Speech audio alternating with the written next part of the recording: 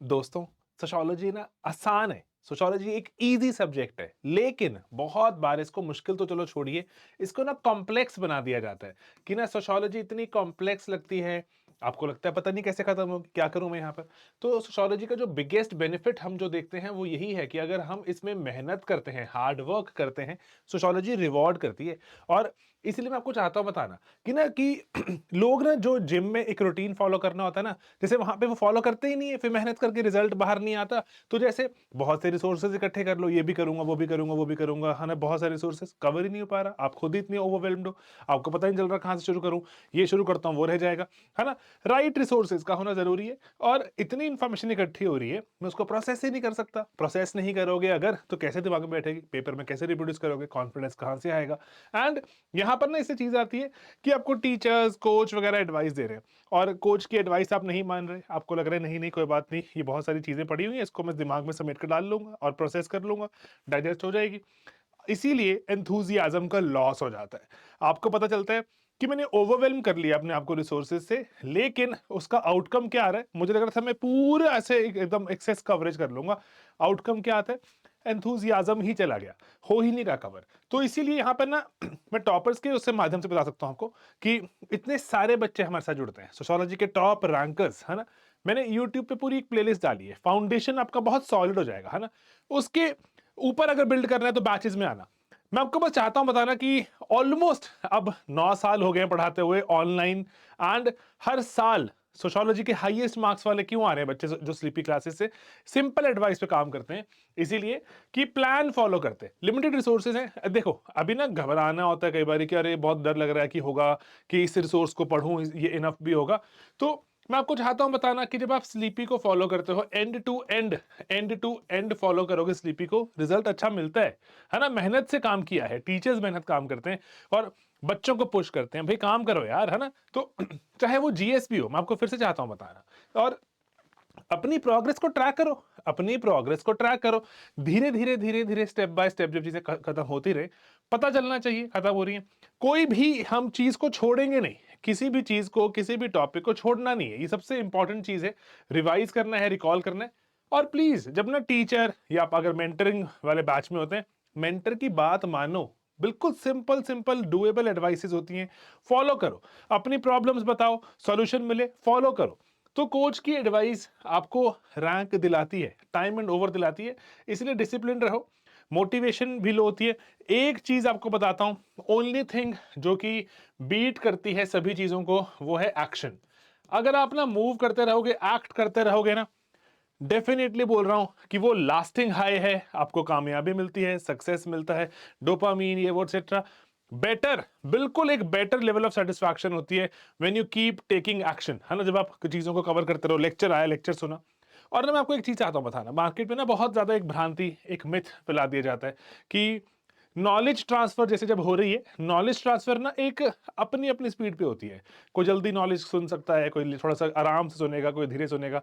किताब पढ़ना, अपनी स्पीड से किताब पढ़ी जाती है ना? तो सभी को एक स्पीड से पढ़ाया जाए या एक सीड एक ही क्लास में डाल दिया जाए, वो सही चीज नहीं है।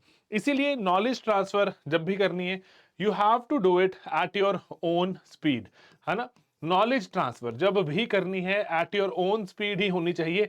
अगर डाउट्स हैं, कुछ और चीज है, इंटरेक्शन है, तो इंटरेक्शन वगैरह तो आप ना, जैसे आपके सवाल आ रहा है मैं जवाब दूं, और उसके बाद कोई और तरह का सवाल आ रहा है, इंटरेक्ट कर रहे हैं कि पढ़ाई कैसे चल रही है, कुछ क्वेश्चन आ रहा है एक्सेट्रा। नॉलेज लेकिन जब भी कभी करना, एक्वायर नॉलेज अपनी स्पीड पर ही करना। जब ना मैंने यूट्यूब पे डाले ना अपने वीडियोस, जब ऑप्शनल कवरेज के, इतने बच्चों ने उसका फायदा लिया, है ना? कितने बच्चों को उससे फायदा हुआ, रैंक्स आए। और यहां पर ना, इसलिए मैं आपको चीज चाहता हूं बताना, सबने अपनी अपनी स्पीड पे, अपने अपने टाइम पे, कन्वीनियंस पे, रिक्वायरमेंट्स के हिसाब से देखा है। तो इसीलिए मैं आपको, जो एक ना भ्रांति, एक जो मिथ फैलाया जाता है, नहीं नहीं लाइव क्लासेस ही सबसे बेस्ट हैं, आपको ये बात ग्रेजुअली समझ आएगी। जैसे अभी ये लेक्चर चल रहा है, यूट्यूब का लेक्चर है, आप इसको तेज कर सकते हैं, धीरे कर सकते हैं, जो पार्ट आपको दोबारा सुनना है ना, उसको रिपीट कर सकते हैं। इसीलिए प्लीज इस बात का ध्यान रखना, ये जो लाइव का जो मिथ फैलाया जाता है, particularly in in knowledge transfer, जहां पे नॉलेज ट्रांसफर एक्सटेंसिव है, तो रिकॉर्डेड सेशंस, मैं आपको बता, जो I just can't stop emphasising it enough, आप कवर कीजिए चीजों को, एंड आपकी इसकी क्वालिटी होनी चाहिए कंटेंट की, आपको रैंक निकलता है इसमें, रैंक निकलता है, टाइम का बेस्ट यूजेज है। तो इसीलिए मैं तो एक्सटेंसिवली एक्स्ट्रा एफर्ट कर रहा हूं कि बिल्कुल एग्जैक्ट कवरेज वाले कोर्सेज निकालना, बिल्कुल एग्जैक्ट कवरेज वाले कोर्सेज। टाइम लगेगा कवर करने में, लेकिन उतना ही टाइम लगाएं, उसको रिपीट करना है, कहीं पे आपको रिवाइज करना है, कहीं तेज चलना है तेज चला लो, है ना। तो आप इतना शॉर्ट्स को, रील्स को, आप कोई कंटेंट यूट्यूब पे देख रहे हो, सब पे स्पीड ऑप्शन आ गई है अब तेज ज्यादा करने की। तो इसीलिए ये होगा, हमारी जो एरा चल रही है उसमें नॉलेज ट्रांसफर ऐसे ही होती है, इसका ध्यान रखना, ठीक है, इसका ध्यान रखना। इसीलिए मैं जो हम एक्स्ट्रा यहां पे स्लीपी पे अब कोशिश कर रहे हैं कि प्रिसाइज कोर्सेज बनाएं, टाइम की जहां पर कीमत को समझा जाए, नॉलेज ट्रांसफर की जाए एट द मोस्ट इंपॉर्टेंट जो पैरामीटर, जो क्राइटेरिया रहेगा, वैल्यू रहेगी, वो है टाइम की, कि टाइम की कीमत मिलनी चाहिए। तो इसीलिए ना मैंने तो कोर्सेज रिकॉर्ड कर करके यहाँ पे अब जो डालने शुरू किए हैं, उनका पैटर्न भी है। चैप्टर नंबर, जैसे हमारा जो सोशो का बैच है, उसमें सबसे पहले एब्सोल्यूट बेसिक्स आते हैं, बिल्कुल कॉन्सेप्चुअल फाउंडेशन है, फिर स्टैटिक पोर्शन आ जाता है, एंड देन कंटेम्प्रेरी। जैसे चैप्टर नंबर 5 से शुरू करते हैं हम, एंड उसका स्टैटिक पार्ट और उसका कुछ जो कंटेम्प्रेरी पार्ट, कोई जो ऑनगोइंग कोई अभी डिबेट है, एसेंशियल चीज चल रही है, कंटेम्प्रेरी पार्ट उसको बोलते हैं। देन करंट अफेयर्स, है ना, एक सेपरेट ब्लॉक है करंट अफेयर्स का, एंड कुछ पीवाईक्यूज की प्रैक्टिस। तो जब हम इस एक सिंपल आइडिया को फॉलो करते हैं, हमारी कवरेज एक्सटेंसिव है, टाइम की कीमत समझी जा रही है, आप ना सोशो को बाहर नहीं बनने दोगे। सोशो ही सोशो, सोशो ही सोशो, पढ़ी जा रहा हूं, सुबह शाम क्लासेस लगाई जा रहा हूं। अरे नहीं, इतनी नहीं रिक्वायरमेंट भाई, इतनी नहीं रिक्वायरमेंट। सोशो हमारा वो सब्जेक्ट नहीं है जो आपको ओवरवेल्म्ड रखे। आप जीएस पे इनफ टाइम लगा सकते हो, अखबार पढ़ने में, करंट अफेयर्स कवर करने में इनफ टाइम लगा सकते हो, वर्किंग प्रोफेशनल हो, कॉलेज में हो, इनफ टाइम जगह जगह पे लगा सकते हो। सोशो ओवरवेल्म नहीं करने वाला सब्जेक्ट है, तो इसको उसी तरह से ही देखना। तो इसीलिए अगर आप फेब और मार्च में चाह रहे हो शुरू करना, तो टेंटेटिवली अगस्त तक खबर, जो पूरा जो एक एक चीज एंड टू एंड कवर करने का प्लान है, तो वही मैं आपको चाहता हूं बताना। जैसे बिल्कुल बेसिक्स होते हैं कि सोशोलॉजिकल माइंडसेट, ये लेक्चर का ही मैं स्क्रीनशॉट लगा रहा हूं जो लेक्चर रिकॉर्ड करके डाला, है ना। और देन कुछ बेसिक कॉन्सेप्ट्स है ना, सोशोलॉजी के थॉट्स एंड थिंकर्स से कुछ इंट्रोडक्शन, नहीं बच्चों को बहुत पता होता, मैं मान के चलता हूं बच्चे बिल्कुल एकदम नॉन सोशो बैकग्राउंड से आए, उन्हीं के लिए। और देन उसके बाद ग्रेजुअली आगे बढ़ते हैं, और हम जैसे कुछ कुछ चीज़ों के बारे में, एजुकेशन पॉलिसी जैसे कंटेम्प्रेरी इश्यूज हैं, करंट अफेयर्स के बारे में जानना जरूरी होता है ना, उसके लेक्चर अलग है, पीवाईक्यू डिस्कशंस अलग हैं। तो ओवरऑल हम एक एक चीज कवर करते चलते हैं, बट टाइम की वैल्यू समझते हुए। यही सेम चीजें मैं बैच 3 में भी लेकर आ रहा हूं। हमारे ऑलरेडी 2 बैच चल रहे हैं 2027 के लिए, थोड़ा थोड़ा आगे बढ़ चुके हैं वो। बैच 3 आपका शुरुआत हो जाएगी फरवरी के मिड से, इसके एडमिशंस अभी ऑन है। और मैं आपको चाहता हूं बताना कि रिपब्लिक कोड यूज करना, थोड़ा सा ऑफ मिलेगा। 202 बार जो टोटल बच्चे इसको यूज कर सकते हैं कूपन कोड को, है ना, ये भी एक्टिव हो चुका है। 27 जनवरी 2026 तक ये एक्टिव रहेगा, लेकिन सिर्फ 202 बार ये कूपन कोड लग सकता है, उसके बाद ही नहीं लगेगा, है ना। तो limited number of coupon code हमने एक्टिवेट किए हैं, ठीक है। तो रिपब्लिक कोड लगाएंगे, 26% ऑफ है, which is a great amount of of, है ना। ओके, और मैंने अपने नोट्स भी रिवैम्प कर दिए जो पहले वाले थे। कंटेंट जो मैं कहूंगा कि यस थोड़ा बहुत चेंज हुआ है, लेकिन अगर आपके पास प्रीवियस कंटेंट है etcetera, that will also get you a rank.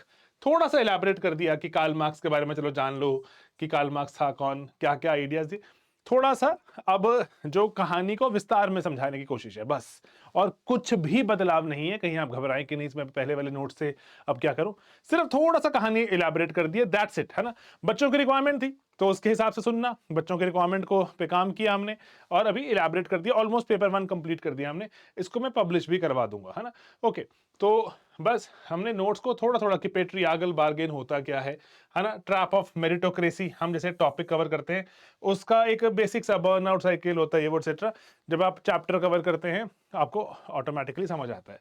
बाकी हाँ, टेलीग्राम पर भी हमारा एक ग्रुप है, उस पर जुड़िए, है ना, sociology for UPSC by Shekhar Dutt के नाम से है, लेकिन आप जब सर्च करेंगे तो स्लीपी सोशियोलॉजी सर्च कीजिएगा, हमारा चैनल है। वहां पर मैं वॉइस नोट के थ्रू कोई करंट अफेयर्स वगैरह होता है, मैं साथ साथ बता देता हूँ कि क्या है, इंपॉर्टेंट है, फ्री फॉर ऑल है ना। अगर आप पेड बैचेस में होते हैं उसका अलग टेलीग्राम ग्रुप होता है, पेड बैचेस में अलग टेलीग्राम ग्रुप है, जहां पे आपके डाउट्स, कोई पेपर में लेक्चर सुनते हुए आ रहे हैं, आप वहां डाउट्स बताएं, आपको वो डाउट रिजॉल्व कर देती है टीम, अकेडमिक डाउट, है ना, कोई भी डाउट हो, आपका स्पेसिफिक बैच का टेलीग्राम ग्रुप होता है ना। बाकी हमारे यूट्यूब पर फाउंडेशन लेक्चर्स हैं, वाईटी के लेक्चर्स अगर आप मान लीजिए एनसीईआरटी चाहते हैं पढ़ना और सोशो के एक्सेट्रा, उससे ज़्यादा बेहतर मैं आपको कहूँगा कि हमारे ये वाईटी के लेक्चर सीरीज देख लीजिएगा, free of cost of course, है ना। एक मैंने अलग चैनल बना दिया है जो स्लीपी सोशियोलॉजी के नाम से, जहाँ पे मैं कुछ ऑन गोइंग डिबेट्स हैं उसको थोड़ा सोशियोलॉजिकल डिस्कस कर रहा हूँ, है ना। और बाकी हमारे जो पास्ट ईयर क्वेश्चंस हैं, ये भी, इसका पीडीएफ भी फ्री ऑफ कॉस्ट अवेलेबल है नेट पर, बुक का प्रिंट आउट भी आप ले सकते हैं, फ्लिपकार्ट अमेजॉन दोनों पर अवेलेबल है। ओके, तो यही हमारे टेलीग्राम चैनल का वो कि जिसमें मैं कुछ वॉइस नोट्स वगैरह डाल के बच्चों को कुछ कुछ बातें समझा देता हूँ। तो है ना, आप सोशोलॉजी में घबराने की शर्माने की जरूरत नहीं होती। और बैच में जब जुड़ जाते हो, मैं तो आपको वही कहूँगा कि पर्टिकुलरली स्ट्रीमलाइंड तरीके से आगे बढ़ते हो, कहानी समझते रहते हो और डाउट आ रहे हैं डाउट पूछते रहते हो, पेपर लिखो, पेपर आएगा उसमें पेपर लिखो, है ना। सोशियोलॉजी को ना कॉम्प्लेक्स मत बनाओ, सोशियोलॉजी को कॉम्प्लेक्स मत बनाओ, सोशियोलॉजी कॉम्प्लेक्स वाला एक सब्जेक्ट नहीं है। Sociology just demands hard work, मेहनत डिमांड करती है, मेहनत करो, है ना। और मेरे मानने में बड़ा ऑप्शनल नहीं है कि ऐसे आप पढ़ते रहें पढ़ते रहें पढ़ते रहें, खत्म ही नहीं होगा। दिन में 2 आवर्स लगाएं, 4 महीने में 4.5 महीने में ढंग से कवर हो जाती है। 2 आवर्स डेली मैं मैक्सिमम बोल रहा हूँ, इससे कम ही लगते हैं वैसे, लेकिन स्टिल 2 तो मान के चलना, है ना, क्योंकि धीरे धीरे गाड़ी शुरू होती है, पढ़ने बैठते हो, फिर लेक्चर आएगा, फिर थोड़ा आराम हो रहा है ना। 2 आवर्स डेली फॉर 4 और लेट्स से 4.5 4.5 महीने बढ़िया कवर कर लेते हो चीज़ों को, और इससे ज़्यादा नहीं करना होगा। शॉर्ट नोट्स बन जाएंगे आपके पास एंड क्लासेस होंगी, कुछ क्वेश्चन भी प्रैक्टिस किए होंगे। यही रखना है दोस्तों बस, और तो ज़्यादा कॉम्प्लेक्स क्यों कर रहे हो इससे ज़्यादा, है ना। कोई डाउट है, कोई क्वेश्चन है तो ज़रूर पूछना। और हाँ, ये कूपन कोड वैलिड है भी बैच 3 पे, और हाँ इनफैक्ट मतलब हर एक कोर्स पे, हमारे जीएस के कोर्स पे, अगर आप बैच 2 में या बैच 1 में चाहते हैं ना तो कि जल्दी कवर कर लो, सब पे वैलिड होगा रिपब्लिक कोड, लेकिन 202 कोड ही वैलिड है, ये बात का ध्यान रखना, ठीक है। तो चलिए मिलेंगे अब अपने अगले लेक्चर्स में, और पढ़ते रहो लिखते रहो, बस यही मैं चाहता हूँ आपसे कि, और मेरी कोई ज़्यादा एक्सपेक्टेशन नहीं है, पढ़ाई लिखाई ही करनी होती है बच्चों को, वो करते रहोगे कामयाबी मिलेगी। एंड ओवरऑल मेरे मानने में स्टूडेंट की ड्यूटी है पढ़ाई लिखाई करना, टीचर की ड्यूटी है राइट गाइडेंस देना। ऑलराइट, चलिए मिलेंगे अगले लेक्चर में दोस्तों, बाय बाय, टेक केयर।